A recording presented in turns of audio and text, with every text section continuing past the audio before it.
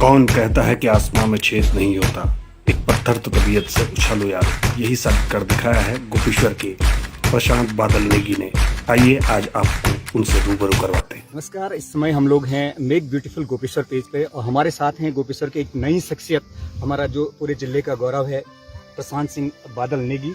और उनसे मुलाकात करवाते हैं पूरे जिले को और पूरे जिले के युवाओं को किस तरह से आपने, क्योंकि सबसे पहले आपको बधाई है पूरे गोपेश्वर की तरफ से, पूरे चमोली जिले की तरफ से। एक मैसेज आप क्या कुछ देना चाहेंगे इस चमोली जिले के युवाओं के लिए? पहले तो बहुत बहुत धन्यवाद आप सबका। मेरा संदेश सिर्फ एक ही चीज़ होगा कि हर जो व्यक्ति है, जो युवा है, जिसके अंदर असीमित जो है संभावनाएं हैं, उस चीज़ को पहचानें और आगे बढ़ें। निश्चित तौर पे आप न केवल अपने लिए, ना कि केवल अपने परिवार के लिए, बल्कि अपने पूरे देश के लिए आप बहुत कुछ करने के आप काबिल रखते हैं। बस अपने पे यकीन रखें और आगे बढ़ते रहें। प्रशांत, क्योंकि यहाँ का युवा, जो यहाँ का एजुकेशन सिस्टम है, ये रहता है कि उनको ग्रेजुएशन करना है किसी भी हाल में, उसके आगे फिर जाके उनको अपनी एक लाइन चेक करनी पड़ती है। आपने देश की सर्वोच्च सेवा में, इस सर्विस में आपने पास कराया है। कैसे यहाँ से, इस गोपेश्वर से पढ़ के आप यहाँ तक पहुँचे हैं? किस तरह का लगता है आपको यहाँ के युवाओं को, किस तरह का एजुकेशन चाहिए, किस तरह का एक बेस चाहिए कि इस एजुकेशन, इस सर्विस को पास कर सकें?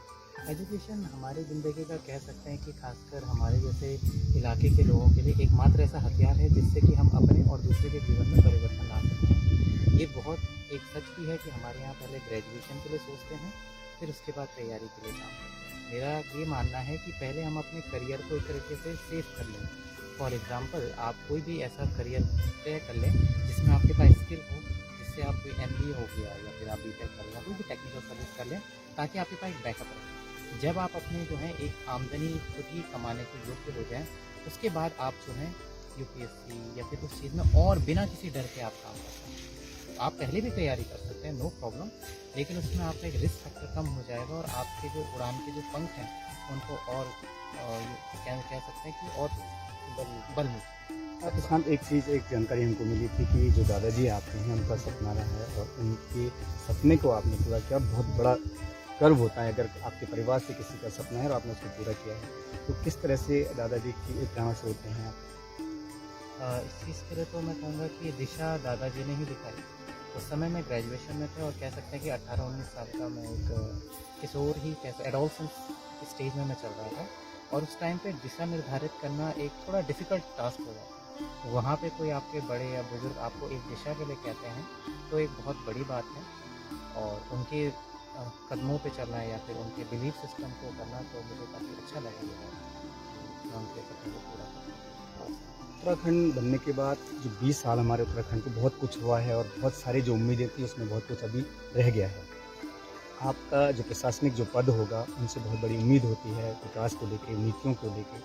तो अगर हम पूरे उत्तराखंड की अगर बात करें, आपको अगर मौका मिलता है उत्तराखंड के लिए, तो किस तरह, क्योंकि आपकी यहाँ की हर समस्या से पार होकर आप यहाँ पहुँचे हैं, तो इन समस्याओं के समाधान के लिए किस तरह का प्लानिंग रहेगा आपका एक प्रशासन के लिए? ये पहले तो ये मेरा सौभाग्य होगा अगर मैं पहाड़ों की सेवा के काम आ सका।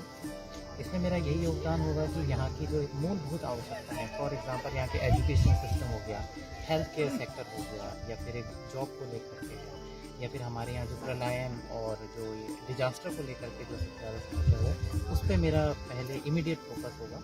और लॉन्ग टर्म में मेरा ये रहेगा कि यहाँ के जितने भी लोग हैं उनके जीवन में मैं कुछ ना कुछ एक सकारात्मक परिवर्तन ला सकूँ। हाँ जी, आखिरी सवाल रहेगा, क्योंकि यहाँ के युवाओं के एजुकेशन के लिए तो किस तरह से काम किया जाना चाहिए? क्योंकि जो सरकारी स्कूल हैं, प्राइवेट जो निजी स्कूलें हैं, कई सवाल रहते हैं आपस में, लेकिन एक मजबूत एजुकेशन के लिए, ताकि हम जो हमारे ड्रीम होगा उसको पूरा कर सकें, किस तरह की कमियाँ आपको दिखती हैं जो अभी बहुत कुछ यहाँ पे करना बाकी है?